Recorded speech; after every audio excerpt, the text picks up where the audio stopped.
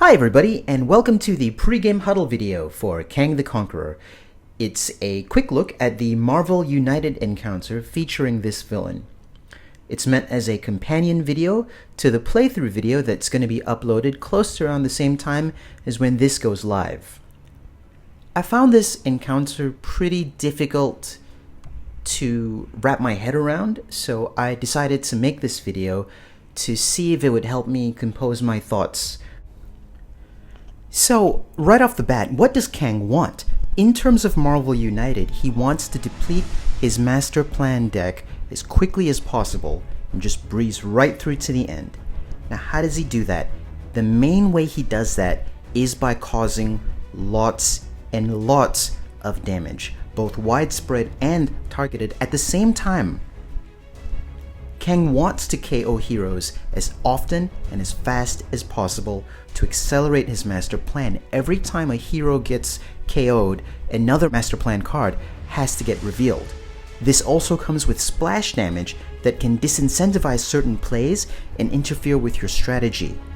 There may be times when maybe your heroes are low on health and you might be put off from making the right play, strategically the right play, because of the risk of Kang just showing up, popping in out of nowhere, and blowing the whole place up, causing more master plan cards to get flipped.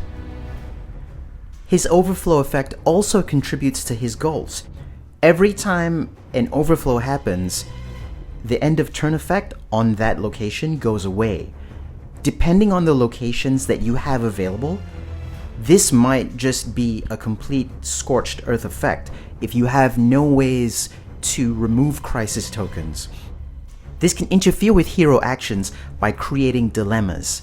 Sometimes you don't want to go to a location because the threat there is not something that you're interested in dealing with, but because the location effect is so important to your strategy or to the current situation, you're going to have to devote your resources and split your team in order to make sure that that location does not get overrun. Kang also is able to blink in and out of time itself, and when he does that, he's technically immortal. Shifting quickly to look at Kang's threats, which do you need to clear first? And it largely depends on your team composition. The threat Time Army is, in most cases, relatively straightforward for many teams to play around. The danger is if you have teams with poor offense. Time Paradox is up next, and this is a threat that, if it's not dealt with, it can completely shut out teams who don't have a lot of good attackers. If you have a blitzkrieg strategy that we're going to cover next, you can defeat this threat by just ignoring it and brute forcing your way right through. Additionally, if your team has the ability to manipulate the master plan deck, that can also be effective if you are able to stop Kang from blinking out of play in the first place. Taking a quick look at the blitzkrieg strategy, it basically asks the question, can you take Kang from full health and in one turn cycle KO him?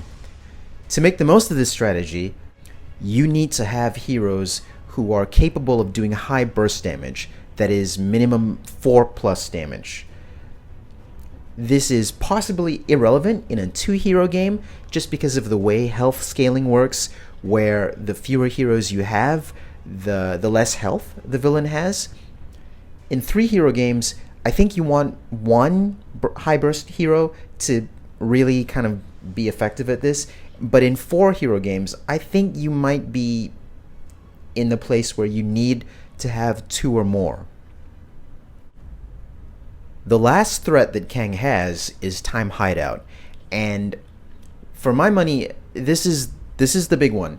For all, and I say all with an asterisk because I don't know, I might be missing something, but I don't think so.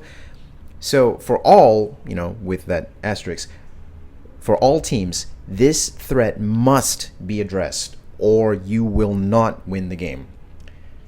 To my knowledge, there's no way to circumvent this effect. Even if you want to try to go for a squirrel girl common sense victory, you still need to be able to damage him, and this threat just eliminates that completely. So very big deal to get this off the board.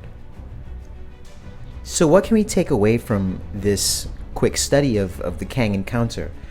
In general, where possible, you really don't want to group up so as to avoid unnecessary damage. I think a lot of this is about mitigation, and especially if you don't have heroes who are able to go invulnerable or to heal themselves, you really need to not take damage as much as possible.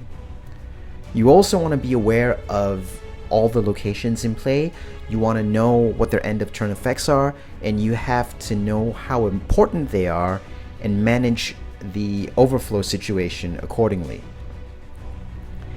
As far as which threats your team wants to deal with, across the board, Time Hideout is going to be a big one. If you're doing a blitzkrieg strategy, you need to get that off the board. If you're doing deck manipulation, you have to get that off the board. If you have some kind of low damage, no manipulation kind of team, you do need to deal with Time Hideout, but you also have to deal with Time Paradox, just to be safe. And that's all we got for now. If you'd like to see how successful I was at,